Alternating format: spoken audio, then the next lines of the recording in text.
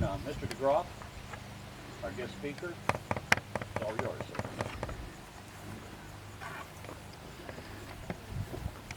Thank you, Jack. Didn't want to introduce that smiley looking crew over there? Huh?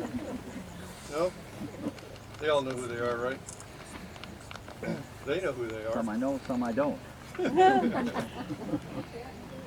So this is the first chance I've gotten to speak as the Senior Vice President of the state of Illinois, Sons of the American Revolution.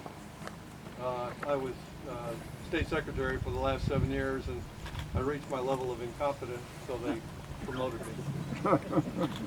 So many of you DAR ladies know my wife Lola. She couldn't be here. She's at the District 6 meeting, having a ball in Altamont. I just wanted to say a couple of things about the marking and the organization. Many markings such as this one today have taken place throughout the state of Illinois and in other states as well. The Illinois Society Sons of the American Revolution has undertaken a project to mark select Illinois graveyards where revolutionary patriots are buried. Although many of the individual graves are already marked, our hope is to place a plaque of some kind at the entrance to the graveyards to allow visitors the honor to look at the graves of the patriots, as well as to aid in protecting these cemeteries from being lost to development. We certainly hope that the more of these that are put throughout the state, that they'll recognize the cemeteries and maybe take better care of them.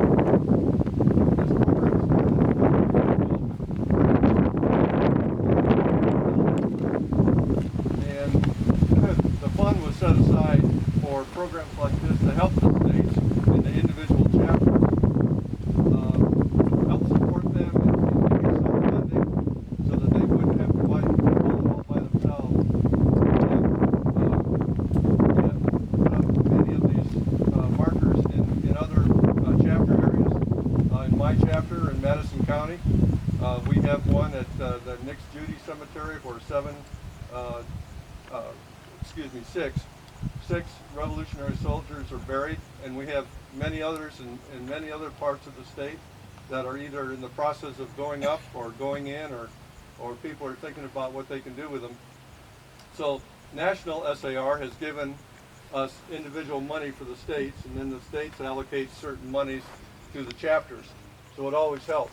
I know in our case, our plaque was about $2,100.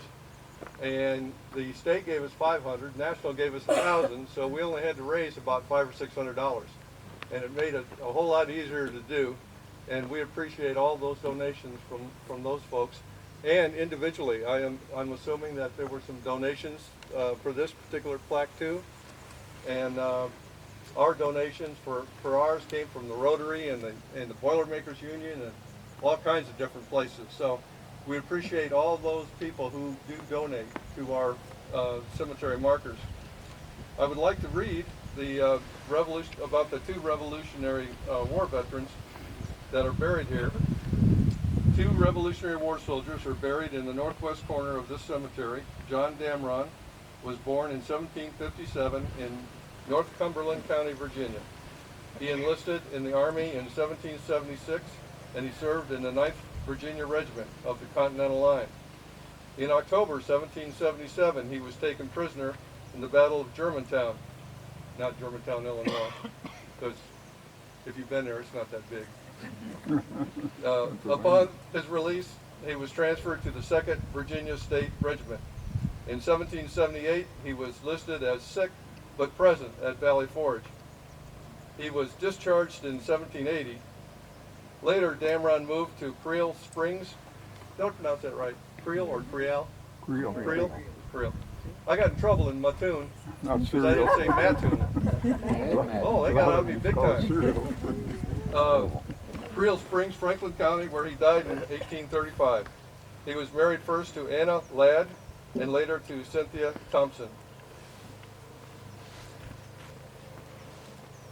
Benijah Gill was born in 1761. He enlisted in 1780 in Burlington, New Jersey.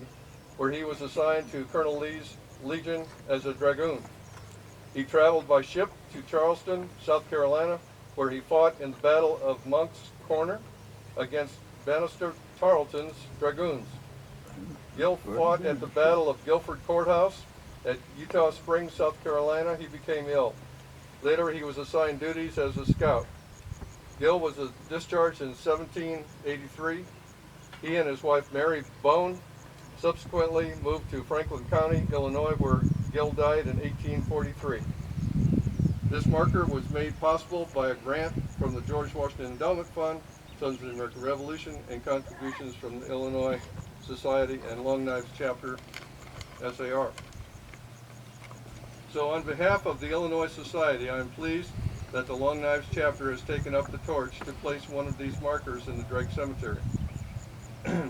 Many people have marked colonels and generals and people like that, but it's nice to see the privates and the sergeants and all the people that, the privateers and all the different folks that helped fight in the American Revolution. It's nice to see them marked too. Today, you are not only recognizing the services and sacrifices of John Dameron and Benijah Hill, did I say that right, Benijah? You are ensuring that they will not be forgotten. Thank you.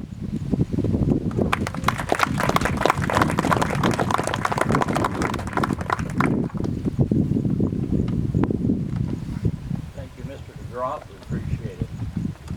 And we're hoping to do more of these down in this area. A lot of people don't realize there are a lot of Revolutionary War veterans buried in southern Illinois. Lots. And there's some regulations with this. To put a plaque up, it has to be an active cemetery. You have to get permission from the cemetery to allow them to put one up. Then there has to be a lot of paperwork from the National to okay it. Then you have to order it. It's not something that we just do on our own. We just don't get there and say, hey, let's stick it up. It's much more complicated than that. And so this is the first one.